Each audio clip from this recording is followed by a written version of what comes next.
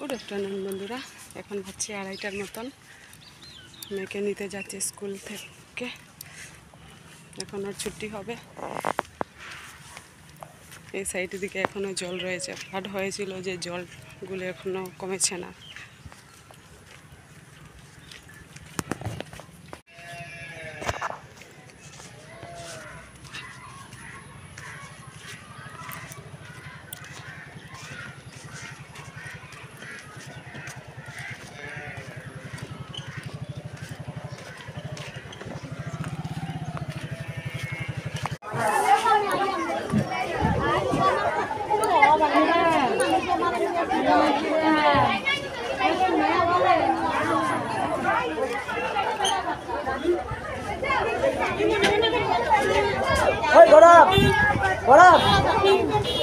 না না মানুষ